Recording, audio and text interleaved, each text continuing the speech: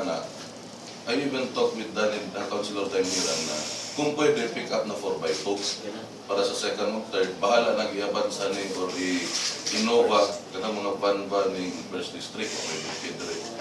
So karon na nagka-problema ng uban labi na gyud sa second o third district, kay mas kinahanglan nilang pick up. No? So karon kay naabansa man silang tanan, gihatagan man sila kabansa di ka sa kagbukid.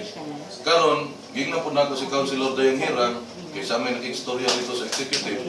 Gingnan nako siya nga mag-budget na pud mi para sa second o third district, mag-budget na pud mi para kabayo. Para kung asa ko itong mga bansa, ang kabayo na ilang sakyan pasaka, nag-budget na pud mi karon. Kunya katong pareha ni Councilor Militar batong isulti nga di masakyan siya staff. Gisultian na po nako si Councilor Dayang Hirang nga mag-budget na po mi para sa first district councilors.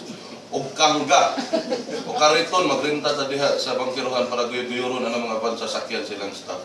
So mo na akong gimandok tanong sa mga konsehal. Balik ta dito seryoso. Ang gani dito. Nagbangi na sila kay uban nga sakyan na napa sa shop. Ang katong mga pick up ba. So dili pa nila mauli, kaya uli man kunin mo na kumpleto. Kaya check man na dito nga, asa naman ang tyrants ani, asa naman ang mga gamit ani. So kung naiguba, dapat iuli na nila nga tarong, muna ang uban na pa sa shop, mo tuwa pa na uli. Pero nara diyan sakyanan, mo nila gamitan na shop, di naman ginamagamit. Pasubot, guys. Ang avansa ilang ginagamit, ang katungkaraan, Napa sa shop karon. Kamu sila maayo na to, iuli na ng abansa. Huwag di sila mudawat o kabayong kangga. 1 horsepower.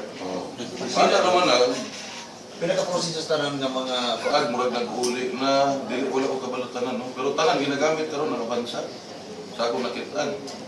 So, ilahan na, kuhaan pa ng mga konsel, kung sa man, dari ko sa daot o dari ko sa tarong, nga kinahanglan ko budget sa kabayo, pag-abot sa bukid, sabi ko abot sa Pakibato, Barilog.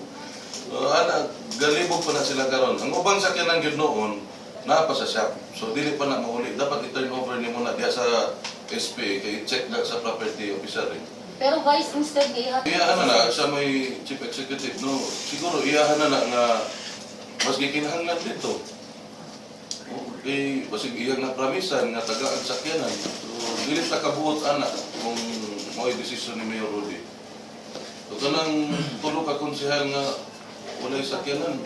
Wapo mo po sakyanan. Councilor Muhipos, kita to sakyanan. Wapo kayo. Hammer man to. Basta mga inahang nagkagang-kagang na ranger.